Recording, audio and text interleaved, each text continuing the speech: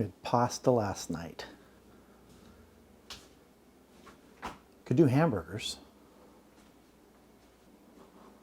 Steak?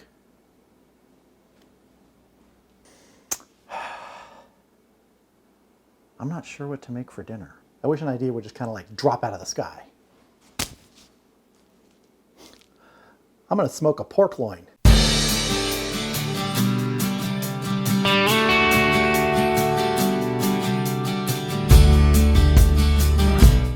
All right, so what I have here is really 2 pork loins. They're not tenderloins. It's just like 1 loin that's been cut in half. I'm going to be seasoning this really basic. I'm going to be using salt, pepper, garlic powder, and a little bit of chili lime seasoning.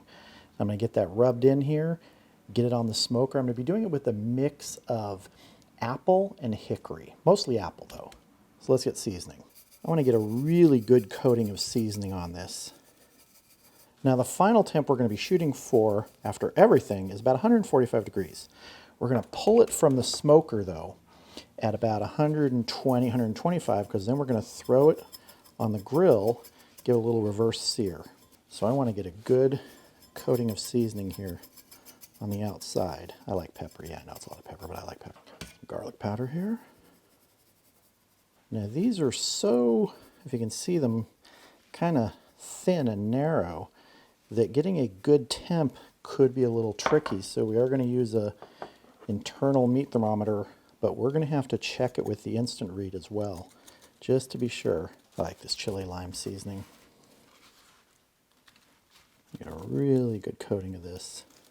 I find that this has a little bit of heat, this chili lime seasoning, but not a lot. It's from Trader Joe's. If you have a Trader Joe's near you, I'd recommend it. Getting this seasoning. So there are our pork loins. They're going to go on the smoker. They're going to go in at 225.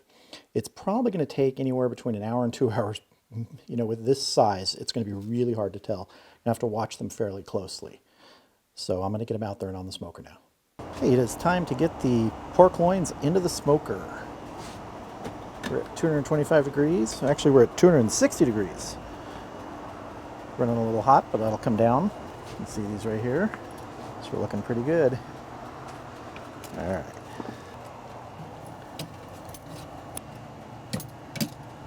There. All right, so I need to get the temp probe in here.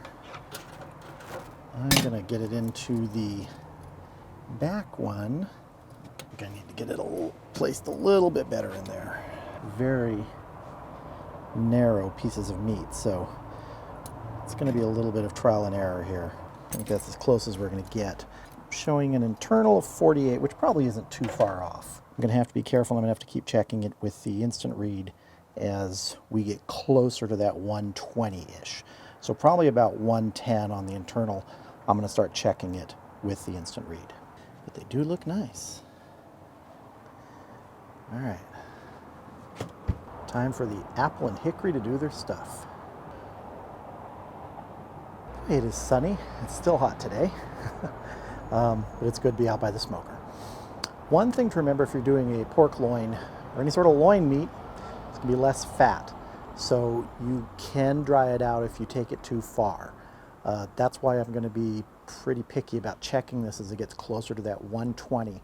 So just as a reminder, I'm planning to take it out at 120 to 125 so I can do a reverse sear on the gas grill to get a little colored crust on the outside.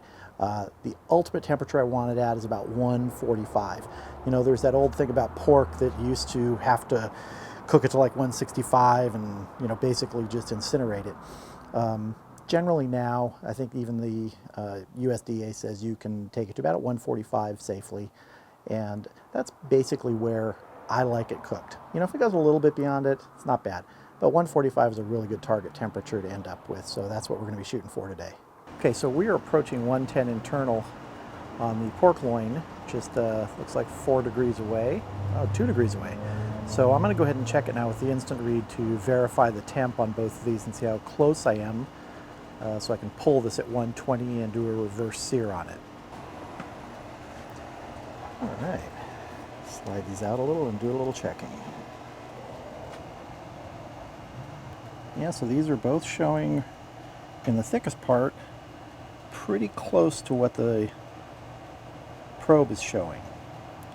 So I'm going to give this about 5 more minutes and I'm going to pull it and get it on the gas grill for a reverse sear. Fire up the gas grill. I'm going to let this heat up so I can get these pork loins reverse seared. They smell really good. Come on YouTube, get smell-o-vision.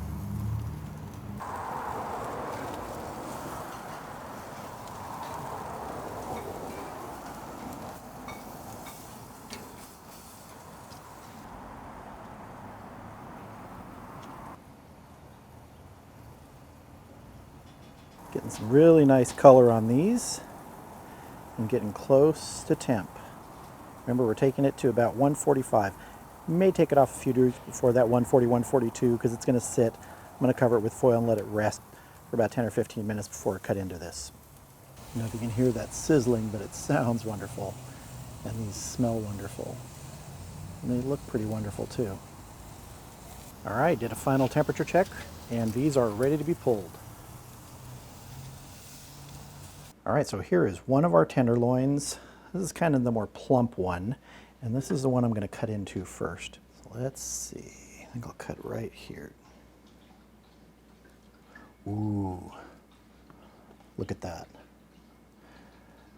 You can see that there is still a little tiny shade of pink right there. So this is cooked perfectly. Just very nice. I'm going to cut a couple slices. And before I taste them, I'm actually going to sauce them with a berry sauce that my wife made. Look at those. There is our beautiful, beautiful pork loin. Just going to give it a bit of this berry sauce. Not too much, but enough. Time to taste this.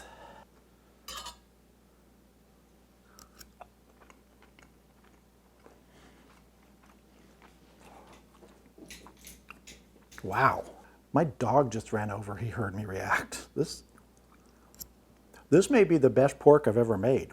Wow. And this sauce on there, you see that? This pork is so tender, not dry at all. And that apple really came through. More than the hickory even. Anderson, I will do a dog taste test video one of these days. Now they're both over here. You want some too, Roxy? Sorry, we're not going to do that right now. This is really, really good. Wow. That was really good. So if you have a pork loin laying around or you see one on sale, grab it. You can smoke it on your kettle grill, your gas grill, your offset, your electric. I like the electric because it's really easy to control the temperature and keep it right around that 225-ish for the length of time so you don't overcook it really quickly.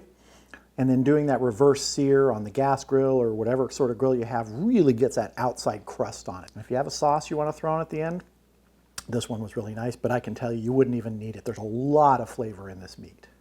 I hope you enjoyed this video. If you did, maybe give it a like down there. It sure does help. And if you want to see more videos like these, consider subscribing to my channel. That way you'll get notifications whenever I put out a new video. You can check out the description below for links to any of the items I used in this video. That way you can have a look at them yourself. Thank you everybody for watching. Hope you have a great evening, and I'll see you again soon. Now I'm going to eat.